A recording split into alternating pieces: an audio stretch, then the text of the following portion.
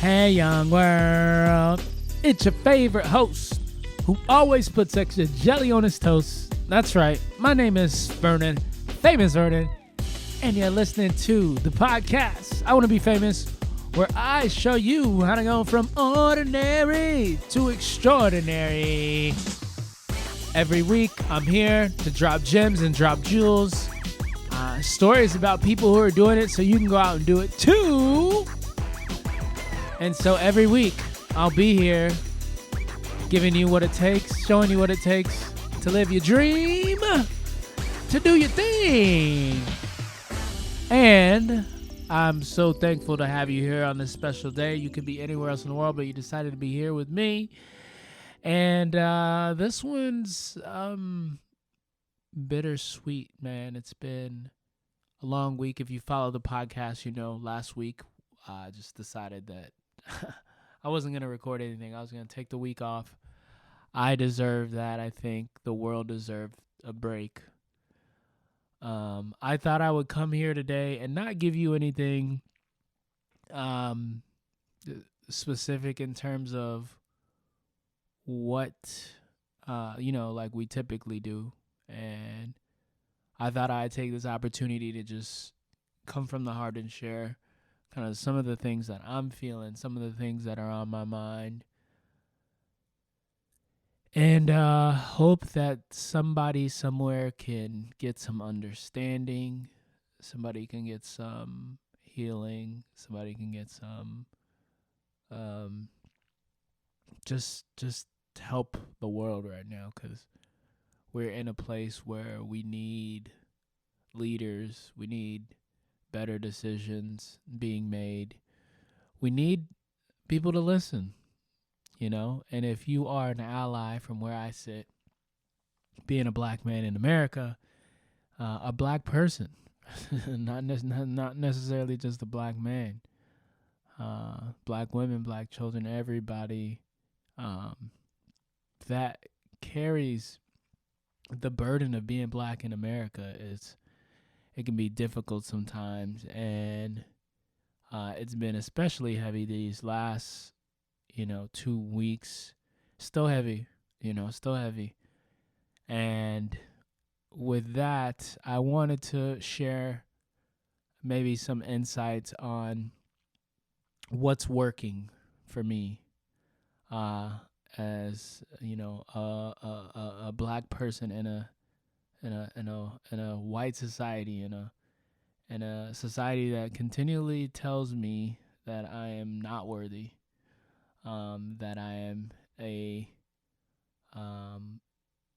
secondary citizen, a country that continues to, despite what we say in the Constitution, deprives me and people who look like me the rights that I've been granted, the rights of life, liberty, and the pursuit of happiness. Those things just don't exist.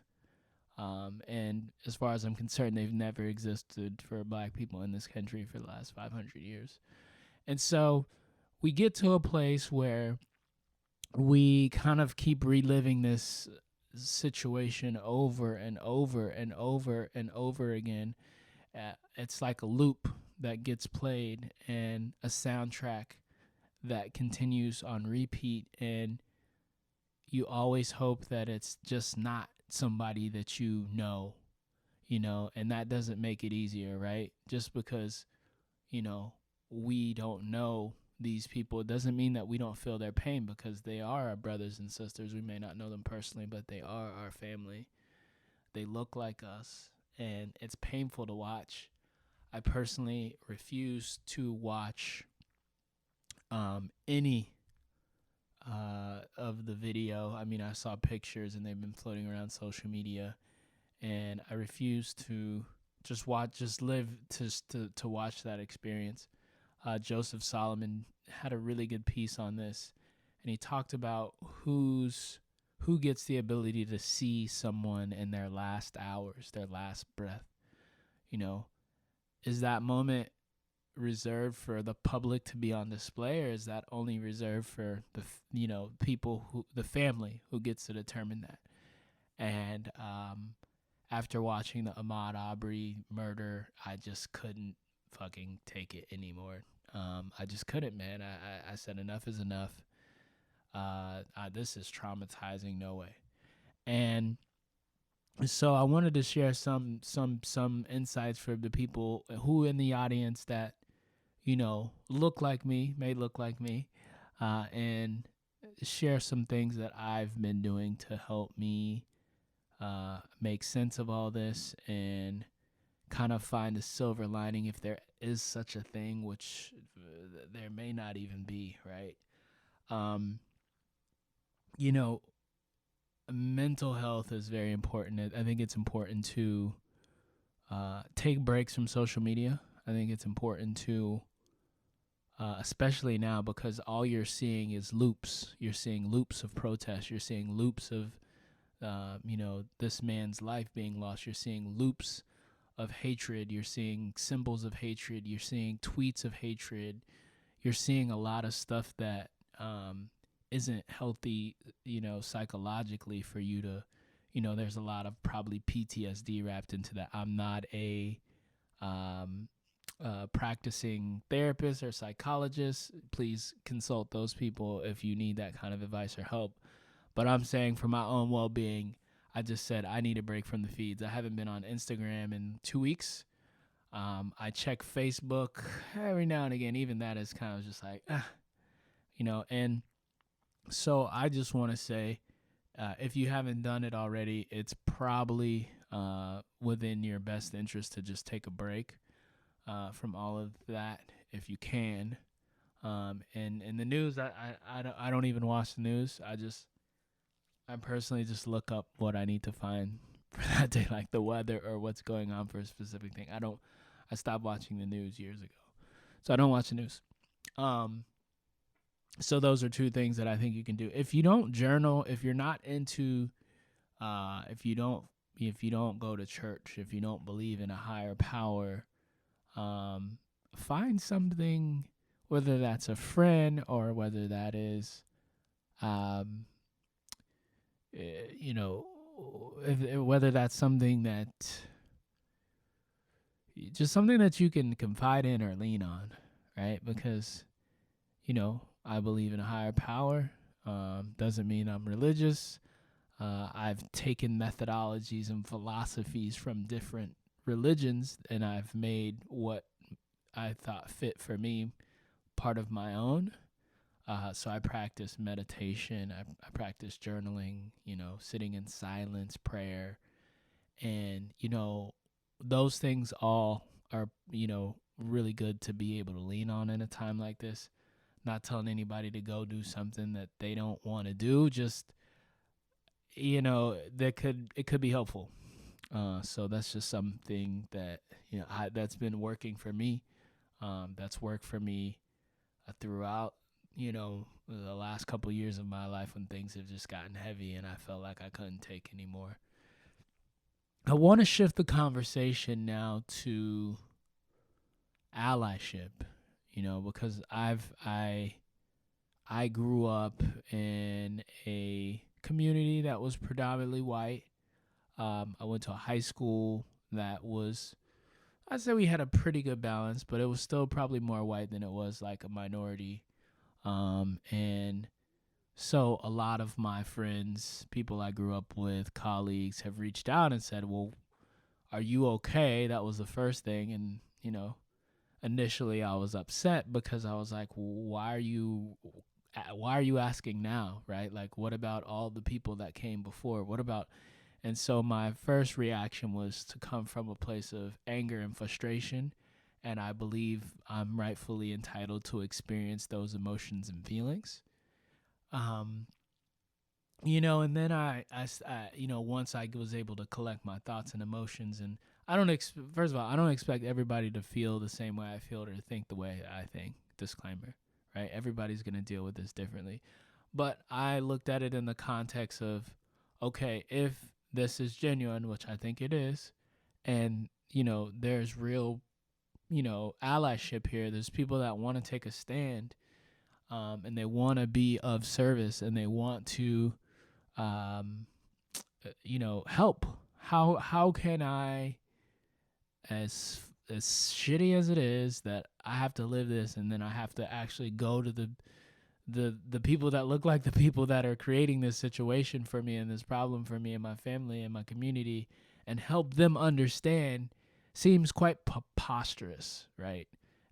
It seems really outlandish, and you know, even with all of that, I decided that, hey, if this is an opportunity for people to listen and they want to hear, and they're open to it, this is the best time to educate people. If there was ever a time to educate, uh, you know, my white friends, my white colleagues out there, people who don't identify as POC, what this experience is like, there has never been a better time than now.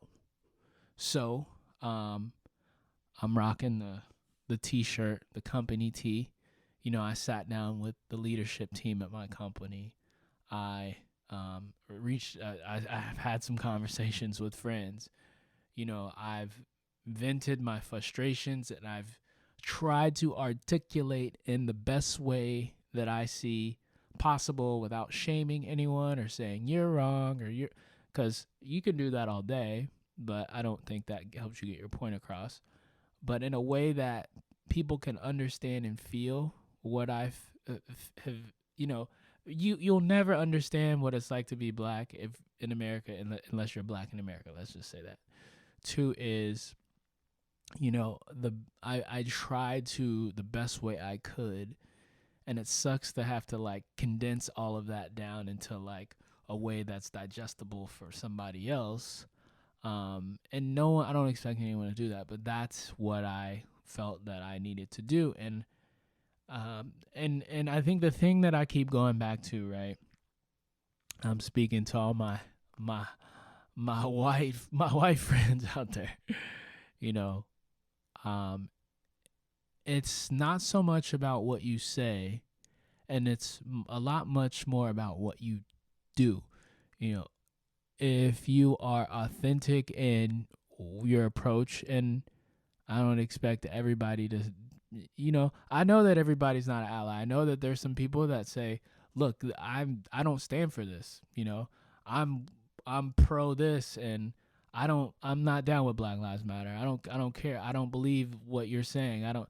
And to those people, you know what I'm saying? Like, do your thing, but we can't be friends. I can't be associated with you, and you know, stay over on that side. I'm gonna stay over here. That's just the way I see it, right? Because there are people that are really hurt by this. There are people that, it's really really frustrating when you hear things like all lives matter. It's really frustrating when you hear things like, black people need to have more, they need to have more fathers in their house, or they need to pull themselves up by their bootstraps. If you check the facts, which if you're an intelligent person, and I think you are, then you will see that we never had bootstraps to pull ourselves up. The fathers that we do have been murdered by the police or put in jail. And, the system is just not set up for us. It's a systemic problem. What you're seeing is with George Floyd and this stuff that's been happening with the police is just one small piece of the puzzle. Because when you look at, companies, right? Look at the leadership in the company. Do you see black CEOs? You can count the number of black CEOs of Fortune 500 companies. There's four, right? When you look at the, the new Jim Crow, right? As it's been called, the, prison, the what do they call it? The prison pipeline, or the mass incarceration, right? That happened from the crime bill, that happened from, people that have carried the same amount of cocaine in the form of, crack, got a higher sentence, right? Minimum mandatory sentencing, 3 strikes. When you look at all this stuff, you can't be oblivious. You can't look at the facts and say, you know what, black people, they don't got their stuff together, man. They don't have it figured out. It's actually that the system has been built to set us up for failure. It was never in our favor to win. There's a great video online that talks about it's actually it's a great depiction of what this looks like. So, a lot of people think that we all have a head start because we come from America, right? Like, you live in America, the American dream, but the reality is everybody doesn't have the same head start. And there's a great video. It's called like something like the Head Start or Who Gets a Head Start, or I'm probably butchering the title, right? But if you go to YouTube and type in like the Head Start video, we all don't have a head start, the same head start. You will see this actually depicted. And there's this coach. I love this because I'm a sports fanatic and I grew up playing football and lacrosse. And he says, if you had both parents in your household, step forward. If you didn't have to pay for your college, another step forward. If you never got stopped by the police and had to show ID or anything like that, step forward. So like by the time you get done looking at this, you look back and all the kids that are in the back are black kids and Latin kids. And, you wondering, wow, this is actually what it's like, right? For the first time, I think people really get to see what it's like without even arguing, just like looking at the facts. And that's the world that we find ourselves in today. So let's talk about solutions, right? So if you are an ally and if you do take a stand for Black Lives Matter, if you do take a stand for inequality, if you do take a stand for the world being a better place and being on the right side of history, you have to listen, right? You have to listen. You have to listen, because this isn't about you. This isn't about your feelings. This isn't about your discomfort that you have to confront when you have these conversations. Welcome to our world. We have discomfort all of the time. It is about you listening, and you have 2 ears and 1 mouth. God gave you, or the creator, or whatever you believe, gave you 2 ears and 1 mouth. So you should listen twice as much as you talk, right? And the other thing here is that when you listen, you must listen empathetically, not from your head, but from your heart, right? This isn't a cerebral thing that you have to figure out. This is something that you feel, right? These are people's lives that are being lost. These are families that are being impacted for generations, right? Can't even create wealth.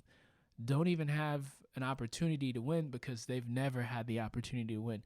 So when your microaggressions come up, if you don't know what that is, it's a great book called White Fragility by D'Angelo. There's also tons of great books out there. New Jim Crow, Ta-Nehisi Coates, great author, has put some great stuff out. There's resources out here that you can learn, right? So when I say listen, I don't mean just like listen to people talk in conversation. I mean actually do your research, just like you would if you were looking for a job, just like you would if you were trying to figure out how to learn a new skill.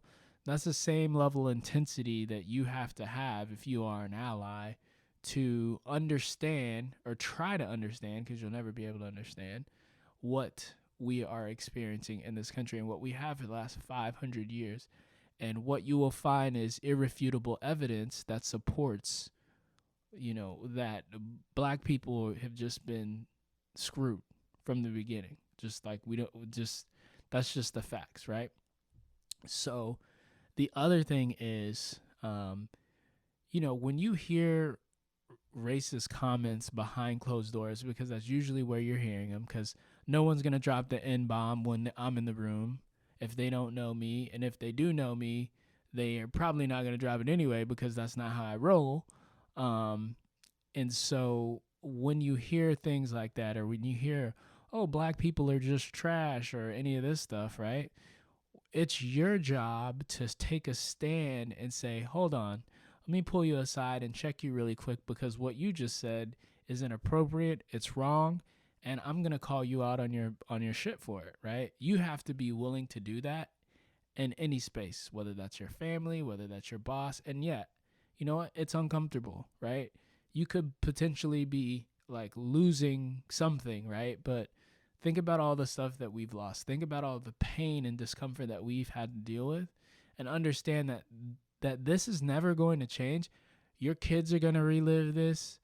My kids are going to relive this. Everybody has the potential to keep reliving the same pattern if it doesn't stop now, if we don't address these things right now, because now is the time, right? I remember when I was growing up, people used to say, oh, well, when you get older, you won't have to deal with racism. Racism will be gone. Well, guess what? It's 2020 and it's still here. And it's going to take a lot of us standing tall. It's going to take a lot of us calling people out on their shit. Companies, any of that, right?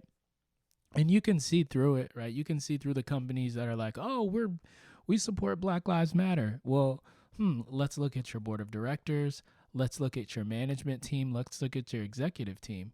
It looks like you don't have any black people on your executive team, management team, or your board. So I guess you actually don't actually support Black Lives Matter. You're just saving face. And then you got a problem. So you don't want to be that type of person.